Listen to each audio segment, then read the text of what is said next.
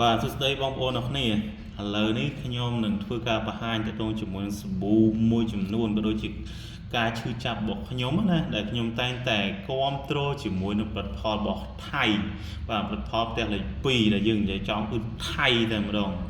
បាទដែលខ្ញុំតែងតែធ្វើការប្រើប្រាស់មិនថាសាប៊ូបោកខោអាវសាប៊ូលាងចានសាប៊ូអីផ្សេងៗឯងឲ្យតែជារបស់ថៃគឺយើងធ្វើការគ្រប់គ្រងបាទហើយបងប្អូនក៏ដូចគ្នាដែរគឺឲ្យតែរបស់ថៃគឺគ្រប់គ្រងពេញទំហឹងតែម្ដងប៉ុន្តែបន្ទាប់ពីយើងធ្វើការគ្រប់គ្រងកន្លងនេះដែលយើងស្រឡាញ់យើងជឿជាក់យើងទុកចិត្តបាទ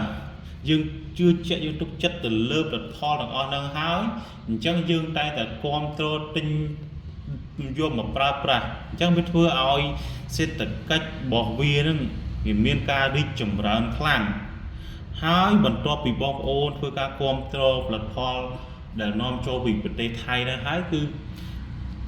ឡូវនេះគឺទទួលបានលទ្ធផលហើយនេះដែលធ្វើឲ្យបងប្អូនអរគ្នាមានថាខកចិត្តយ៉ាងខ្លាំងណាបន្ទាប់ពីយើងស្រឡាញ់គេគ្រប់គ្រងគេស្អីគេកាប់មុខតែម្ដងស្អីក៏បោះថៃឲ្យតែបោះថៃគឺយើងធ្វើការគ្រប់គ្រងខ្លាំងមែនទែនប៉ុន្តែមួយរយៈកន្លងមកនេះគឺវាបានមើលងាយបាទវាបានមើលងាយជាមួយនឹងប្រទេសកម្ពុជារបស់យើងប្រទេសខ្មែររបស់យើងមិនថាបងប្អូនប្រជាពលរដ្ឋទេសំបីតែថ្នាក់ដឹកនាំផ្សេងក៏វាមើលងាយដែរគឺវាមើលងាយយើងទូទាំងប្រទេសបើសំបីតែសាប៊ូបោកខោអាវនេះសាប៊ូបោកខោអាវក៏យើងផ្នែកក៏យើងនាំចូលពីប្រទេសថៃដែរហ្នឹងពីប្រទេសវាដែរហ្នឹងអញ្ចឹងវាជាការឈឺចាប់ខ្លាំងមែនទែនជាមួយនឹងផលិតផលក៏ដូចជាការខកចិត្តយ៉ាងខ្លាំងជាមួយនឹងប្រទេសជិតខាងរបស់យើងណាអញ្ចឹងបងប្អូនអរគ្នាយើងងាកមកគ្រប់គ្រងជាមួយនឹងផលិតផលរបស់ខ្មែរយើងវិញដែលយើងធ្វើការផលិតបានបាទអញ្ចឹងឥឡូវនេះបន្ទាប់ពីយើងមានបញ្ហាព្រំដែនចំនួនព្រំដែនជាមួយនឹងថៃជាមួយនឹងកម្ពុជាហើយក៏ដូចជាការមើលងាយមួយចំនួនកន្លងមកហ្នឹងគឺយើងដឹងស្រាប់ហើយឥឡូវនេះគឺយើងធ្វើការពហិការជាមួយនឹងការមិនប្រើប្រាស់ផលិតផលរបស់ថៃគ្រប់ប្រភេទខ្ញុំក៏ដូចគ្នាដែរខ្ញុំឈប់ប្រើផលិតផលទាំងអស់នេះគឺកន្លងមកខ្ញុំប្រើទិញទាំងកេះតែម្ដងតែឥឡូវនេះគឺខ្ញុំឈប់ប្រើអញ្ចឹងឥឡូវនេះគឺខ្ញុំប្រើអស់ហើយអានេះក៏អស់ដូចគ្នាអានេះក៏អស់ដូចគ្នាអញ្ចឹងខ្ញុំធ្វើការផលិតដោយខ្លួនឯងតែម្ដងនេះត្រឹមសាប៊ូលាងចានសាប៊ូដុសមុខសាប៊ូដុសខ្លួនសាប៊ូបោកខោអាវសាប៊ូជូតការ៉ូទឹកក្អូបអីផ្សេងគឺខ្ញុំធ្វើការផលិតខ្លួនឯងទាំងអស់អញ្ចឹងយើងជួយគ្រប់គ្រងជាមួយនឹងផលិតផលរបស់ខ្មែរយើងដែលផលិតដោយស្នាដៃខ្មែរយើងមិនថាផលិតផលអីទេមិនថាសាប៊ូមិនថាអីទេឲ្យតែជាផលិតផលរបស់ខ្មែរនៅពេលដែលបងប្អូនងាកមកគ្រប់គ្រងជាមួយនឹងផលិតផលរបស់ខ្មែររបស់កម្ពុជារបស់យើងគឺបងប្អូននឹងជួយជាតិយើងច្រើនជួយជំរុញឲ្យសេដ្ឋកិច្ចកម្ពុជារបស់យើងមានការរីកចម្រើនខ្លាំងណាអញ្ចឹងមិនថាផលិតផលអីទេឲ្យតែរបស់កម្ពុជារបស់យើងដែលមានគុណភាពល្អយើងធ្វើការគ្រប់គ្រងចោះបាទមិនថាសាប៊ូនេះទេមិនថាតែសាប៊ូរបស់ខ្ញុំនេះទេសាប៊ូនេះគឺខ្ញុំធ្វើការផលិតរបស់ដោយខ្លួនឯងដោយសារតែមានការឈឺចាប់ក្នុងការមាក់ងាយពីប្រទេសជិតខាងរបស់យើងសូម្បីតែសាប៊ូបោកខោអាវលាងចានសាប៊ូលាងដៃសាប៊ូជូតការ៉ូទឹកក្អូបអីផ្សេងក៏យើងធ្វើការនាំចូលពីប្រទេសជិតខាងរបស់យើងដែរប៉ុន្តែពីយើងងាកមកពីការឈឺចាប់នេះយើងមិនអាចទៅធ្វើអីគេបានទេយើងមានតែខំពង្រឹងកសាងសមត្ថភាពលទ្ធភាពខ្លួនឯងនៅក្នុងការផលិតនៅផលិតផលមួយដែលមានស្តង់ដារដែលមានគុណភាពល្អដើម្បីជាកំហឹងតបស្នងក៏ដូចជាជំរុញនៅ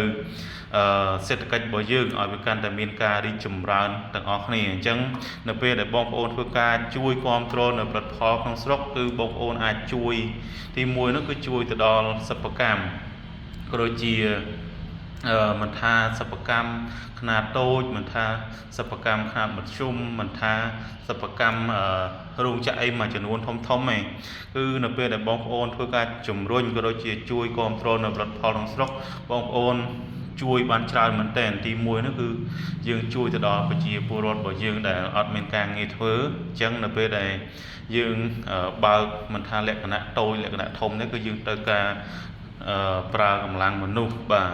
កម្លាំងមនុស្សហ្នឹងគឺវាជួយមានន័យថាវាជួយឲ្យសេដ្ឋកិច្ចរបស់យើងមានការរីកចម្រើនទីមួយនោះគឺគាត់ទទួលបានប្រាក់ខែយើងធ្វើការមិនចំណាក់ស្រុកទៅខាងក្រៅ ទី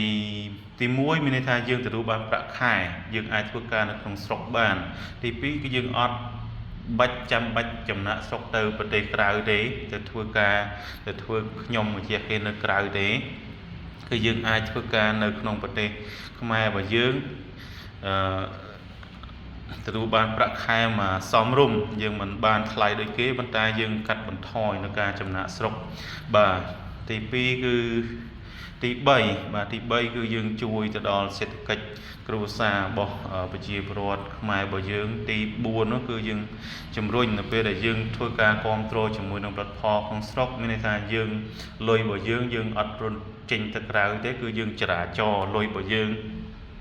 នៅក្នុងស្រុកគឺវារត់ចុះរត់ឡើងទៅគឺធ្វើឲ្យសេដ្ឋកិច្ចរបស់យើងមានការរីកចម្រើនអញ្ចឹងប្រទេសជាតិគឺក៏មានការរីកចម្រើនដូចគ្នាហើយមួយរយៈកន្លងមកដែលបងប្អូនជួបនេះគឺជួបក៏ដូចខ្ញុំដែរគឺខ្ញុំមានការឈឺចាប់យ៉ាងខ្លាំងជាមួយនឹងផលិតផលជាមួយនឹងការមាក់ងាយរបស់ប្រទេសជិតខាងរបស់យើងណាចឹងបន្ទាប់ពីនេះទៅគឺយើងអត់មានអីទេគឺមានតែធ្វើការពង្រឹងសមត្ថភាពរបស់ខ្លួនឯងអភិវឌ្ឍសមត្ថភាពពីតូចទៅធំបាទយើងរកស៊ីក៏ដូចគ្នាយើងរកស៊ីចាប់ពីតូចទៅធំដូចគ្នាលទ្ធភាពយើងល្មមយើងធ្វើការបើកមានបុគ្គលិក4 10 20នាក់គឺយើងទទួលបានចំណូលមកសមរម្យធ្វើឲ្យសេដ្ឋកិច្ចជាតិរបស់យើងមានការរីកចម្រើនអញ្ចឹងសម្រាប់បងប្អូនដែលមានតម្រូវការចង់ប្រើប្រាស់ជាមួយនឹងផលិតផលក្នុងស្រុកឬក៏ចង់ទិញជាមួយនឹងសាប៊ូក្នុងស្រុករបស់យើងអាចធ្វើការទំនាក់ទំនងមកកាន់ក្រុមការងារយើងបាន